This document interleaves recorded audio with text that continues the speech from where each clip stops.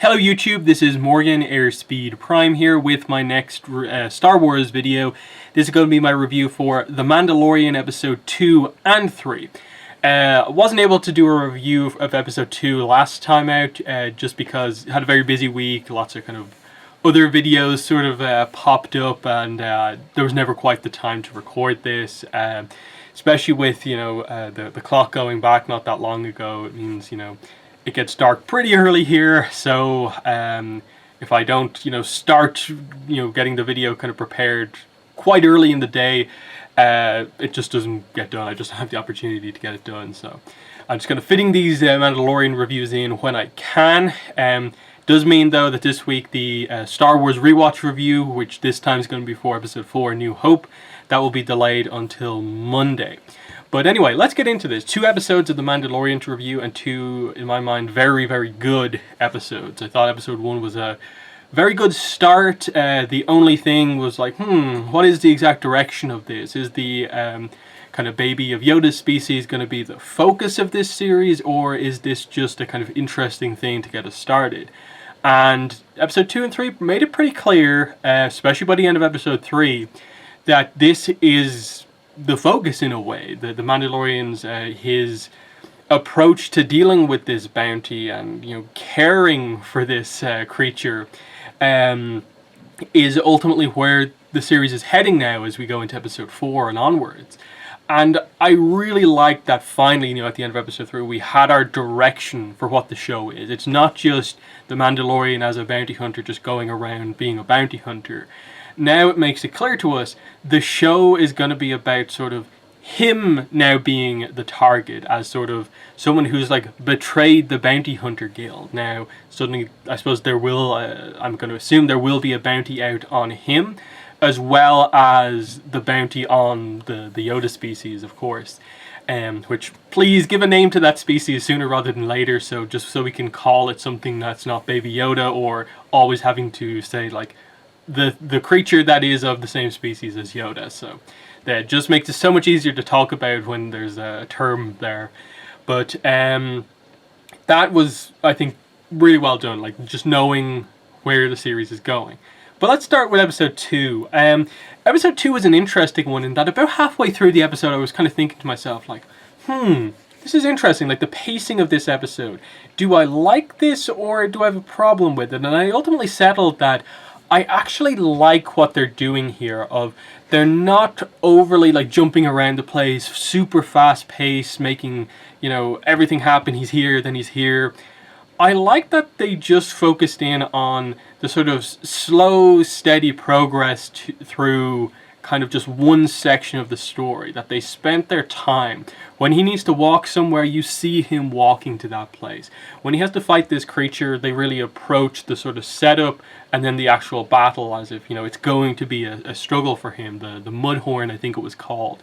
I like that wasn't just a quick battle. Like for maybe a Jedi, if we had a Jedi character, that might not have been too much of a problem. That would be a very kind of probably brief fight. Still be some caution to it, but it would have been done quickly, where it was this kind of long, focused on, really muddy, brutal battle here that they had to have, of course, the reveal that the Baby Yoda does in fact have the Force, and that's how he wins the fight. I like that they spent that time, and just the Episode 2 focusing on the idea of him, his ship being, torn apart, taken for scrap by the Jawas, and him trying to get them back. Him getting the help from the guy from the first episode again, which I thought was really well done. And, him sort of almost surprising you as the viewer by like asking him to join his crew. But ultimately that guy just wanted his valley, peace brought to his valley, and he was going to help that happen regardless of what happened. And he returned the favor, I suppose, to the Mandalorian for bringing peace by helping the Mandalorian get his the parts of his ship back, which again is something I really liked in the second episode, that they gave time to explore the Jawas using what we knew about them already, that they're sort of scrap traders and stuff like that, but just focusing in a little bit more. Like we know they do these negotiations, of course, to buy stuff, but this time he was just bartering in general for, you stole my stuff, okay, fine, I will do something for you if you give me all of my stuff back. And they agree to it. They first ask for like the Baby Yoda, then they ask for his armor, and they're like, no, you can't have either of those things. And then they're like, the egg, we all want the egg. And it's a really fun moment because ultimately it just builds to a really comedy moment. But I thought it was nice in that it's like, oh, is this some sort of like kind of ritual of the Jawas as a species, that they sort of worship the egg of like this other creature or something like that? Was it some artifact that maybe he might have to get? And then you're like, okay, so he's trying to steal the egg of this specific animal. Okay, what's that for? Like, maybe they do just worship it in some way or something like that. Maybe they wanted to raise like one of these mud horns of their own so they can use it as like a creature. There's a lot of things you're thinking of, but then when he finally gives it to him, like, he's nearly killed. If not for the Baby Yoda having the Force, the Mandalorian would have been killed here.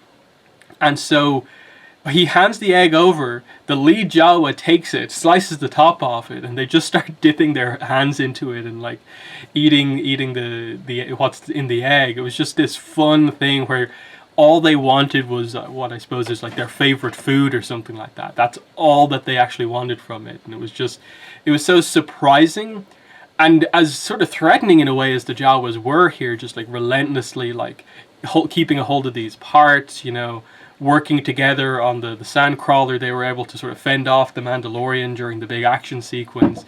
A bunch of them got like disintegrated. And here at the end, they're just having this like egg party because they got their favorite food.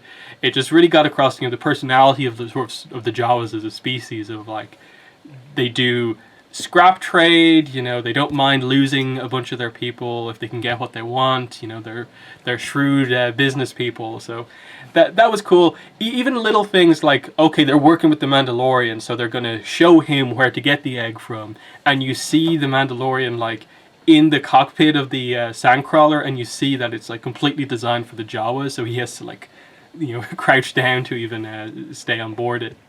That was just fun because like they just devoted a whole sequence to, you know, a whole episode to Jawas take his parts. He encounters the Jawas, kills a few of them. Then they have the negotiation. You know, the big action scene on the sandcrawler. Then the negotiation happens. He comes back, you know, the egg, and finally he has his parts, and he's, you know, at the end of episode two, on his way to, you know, give in the bounty to get what he needs. It was, you know, a sort of slower paced episode in a way, in that you could have, in a way, seen a way they could have done that episode much quicker and got through the plot quicker. But you do appreciate what they were able to do here with just really giving time to all of this. Because the other thing in this episode was that they did constantly show you sort of, okay, he has the Baby Yoda. What does the Baby Yoda actually do? We know it's like 50 years old. It's not speaking or anything like that. So it's definitely coming across like an infant.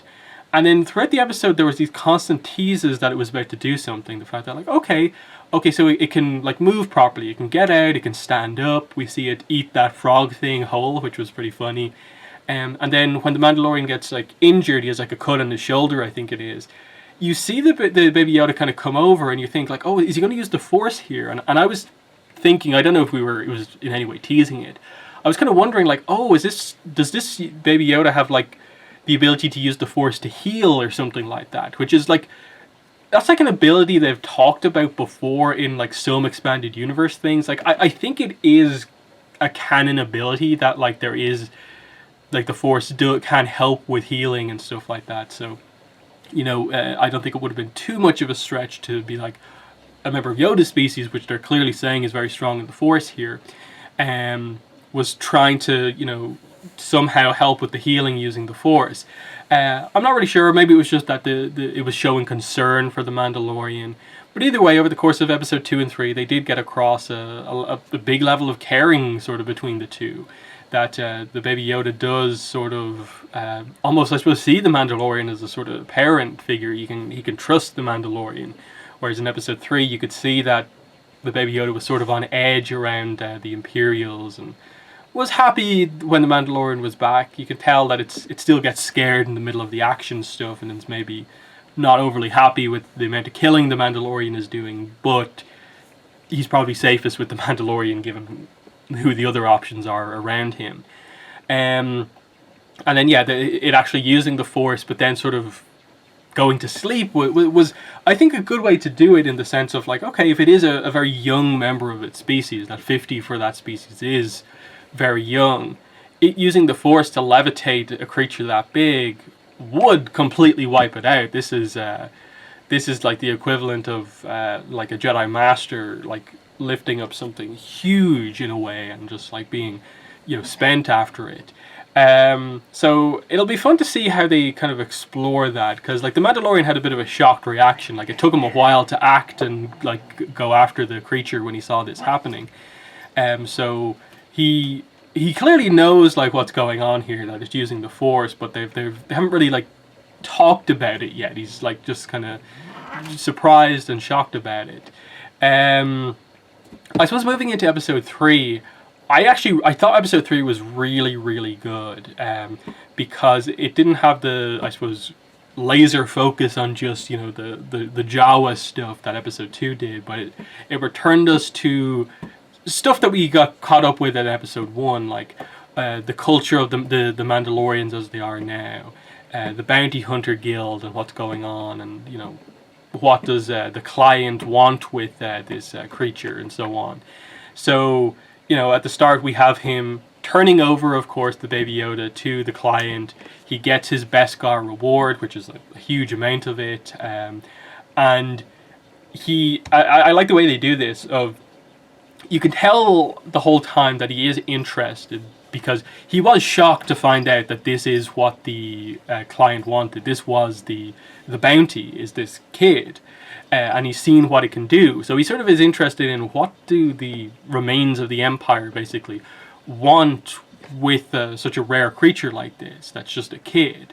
And he asks the question, and you can tell that this is not the way you are meant to do business if you're part of the Bounty Hunter Guild. You are not meant to ask about what someone's going to do with the bounty once they get it. You're just meant to hand the person over, take the reward. That's it. That's business. That's what you do as part of the Bounty Hunter Guild. And that's what this episode is about. I think episode 3 is called The Sin, and I think the idea that they're going for here is that this is the episode where the Mandalorian sort of breaks the code of the guild and can't go back, and has sort of changed his path going forward because he met this kid, the child, I suppose, as episode 2 called it. That's probably the best way to refer to it, actually, rather than constantly mentioning Yoda, even though Yoda's not here. Just call it the child, capital T, capital C. And yeah, you can tell he's reluctant. He hands it over, he takes the reward, he does his best to sort of, do things the way he would usually do things and just get on with the rest of his life. So this is when he goes over back to the kind of blacksmith, who I suppose is meant to be the leader of what's left of the Mandalorians, and gets his new armor. Some pretty interesting dialogue here as they talk about how, your armor was damaged because of the Mudhorn. We'll make that your signet. But then he reveals, actually, it wasn't an honorable kill. I had help. He lies about the specifics of it, but it's like, okay, yeah, he didn't kill it himself. He did have assistance, so he accepts that. And they're like, okay, with that out of the way, we'll give you this, whistling birds as an armor, and he likes that idea. And when he comes out of it, he has pretty much, full Mandalorian armor. They didn't really seem to suggest if there was much more to add or anything like that. I suppose by the end they did mention that he would like a jetpack. I don't know if that was just a joke that, you expect the Mandalorian to have a jetpack, but at some point he might get one. That seems to be one of the only things that he's sort of missing, and I suppose him having that rocket launcher jetpack would be a nice extra thing to have. But yeah, it was so cool to see him then walk into the next scene to try and get his next job, and there he is, pretty much full Mandalorian armor. He doesn't have the red stuff anymore. It's all shiny, new, like the shoulder pad he got the previous episode in episode 1. And I was just like, yes, he finally did it. And again, during that scene, they mentioned, keep some of this for the foundlings, and they're very much getting across the idea that like the foundlings are sort of the kids who survived the purge where probably their clan is gone, and so they're just kind of like adopted in a way Mandalorians, and so they're orphan Mandalorians, I think is meant to be the idea. And so without any sort of support, the idea is that the new approach is that the sort of higher ups, whenever they get any of this Beskar metal to upgrade their armor, some of it is always put aside to sort of start off the armor set for the new recruits. And they talk about, this is the way that they do things there. And I like that because you had the other guy, the guy with the like heavy Mandalorian armor, come in and be like, he's doing things the wrong way. He's associating with the Empire.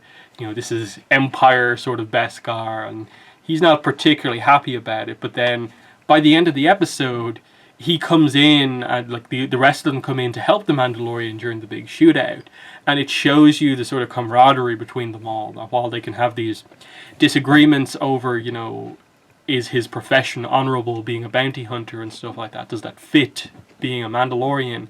There is still that respect that they'll come in to fight for their comrades and so on. And I like that it wasn't just this is going to be his rival for the series. No, they just have an argument, but they help each other in the end. I thought that was pretty cool to see, and you could tell that a lot of them were very impressed with the fact that he brought in this much Beskar, but they're also sort of like jealous that like him going sort of against, in a way, like the code of the Mandalorians to get it means that it's something that most of them, being super honorable, didn't have the ability to do that. So there's some jealousy. You could see everyone just watching that amount of Beskar be used. So I suppose the idea is he quickly just has super fast got his armor and is sort of above a bit everyone now. We also did, again, they're sort of showing the flashback through the armor being forged, and they just clarified a little bit more. Like, I think we already knew the gist of it from the first one, of like, it's during the Clone Wars, you can see some super battle droids. This is obviously the raid on Mandalore and stuff like that. This is when the, I suppose, separatists at the time took over, and then we'll find out in the new Clone Wars arc, I suppose, that sort of transitional period in terms of confirming what actually happened during that whole sequence with Maul and Ahsoka. I think the Ahsoka novel covers some of it, and how we get from there to, in Rebels, like the fact that we have like Imperial Mandalorians and why the Beskar has like Imperial stamp on it and so on. That stuff should really help to clarify some of that stuff, but I did like that they kind of filled in the fact that obviously he was orphaned effectively during the Clone Wars when all of this happened, and this is his backstory. We'll see, I suppose, how he gets out of it. They're gradually revealing more and more of it, and now I think we ended in this episode on him being confronted by a super battle droid, though maybe it was just like that we hadn't seen one of them that close up, or just this show's design of them, but it almost looked like a deluxe super battle droid. But maybe that's just me. I only watched the episode once, but it looks pretty. It was a pretty cool sequence to see some of that Clone Wars stuff incorporated here and have it fit in so nicely. But I think beyond that, you get to, after this, he's about to leave for his next job to get that Mon Calamari kind of noble or whatever it was, and he can't bring himself to lift off. They cut back to that sort of symbolic thing of the Baby Yoda had taken off the sort of the top of one of the control sticks on his ship to play with it, and he was sort of upset that the child did that before, but he looks at it and is like, I can't just leave it to be like tortured or experimented on, and he goes back.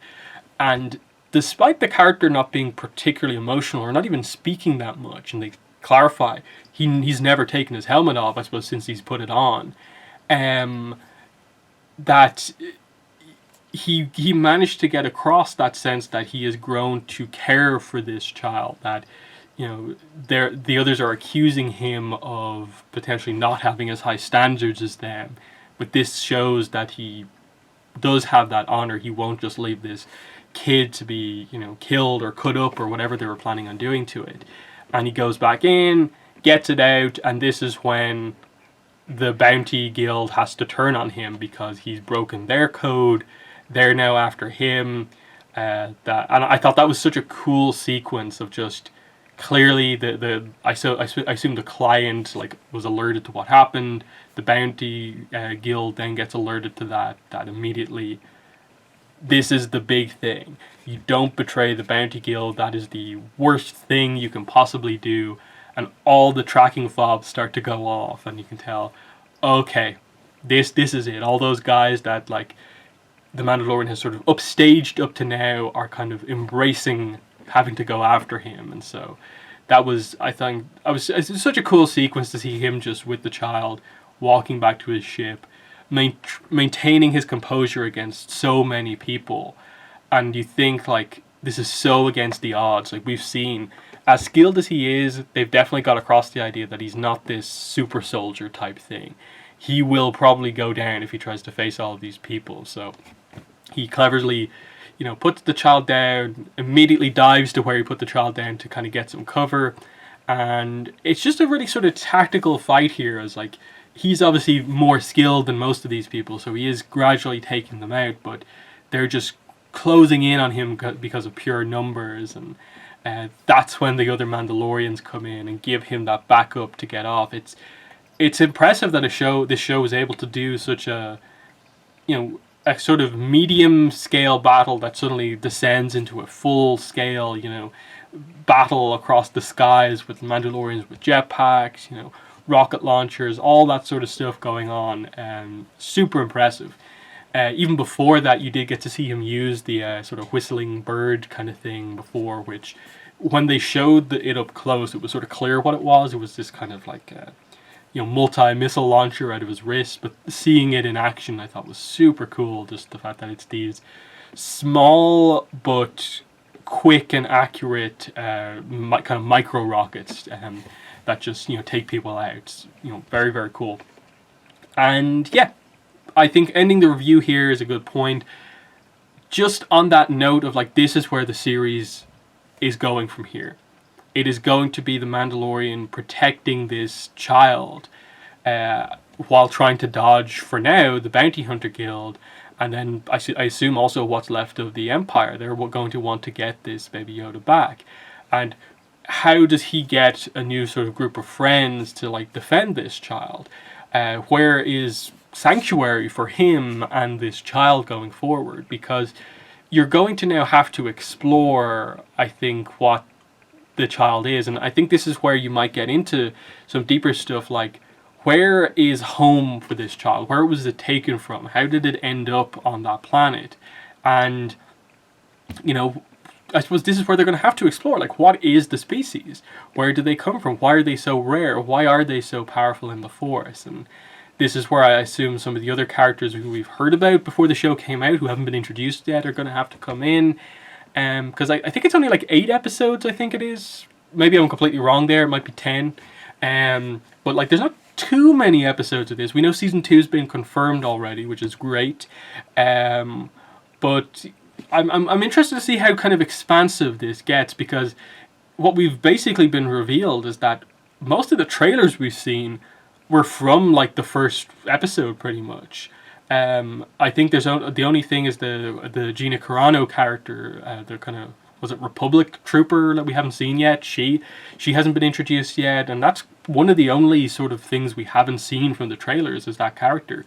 So I'm very intrigued to see where they go from here. I think they've actually done a very good job with this, of keeping sort of the dynamic of the series a secret, so we don't actually know what's next. But yeah, I've been very impressed so far with The Mandalorian. I think the first episode was like good, but you keep your expectations in check because you don't know where they're going. But especially now with knowing what the direction is, it's not just going to be him being a bounty hunter. He's now on the run from bounty hunters. Like, he's a former bounty hunter who's like, honor got the better of him, and he had to sort of betray the Bounty Hunter Guild to sort of protect something he previously was hunting. Very, very cool setup for the series. But they're my thoughts on episode 2 and 3 of The Mandalorian. In the comments, let me know what your thoughts are. But that's been the video. Thanks for watching, and bye.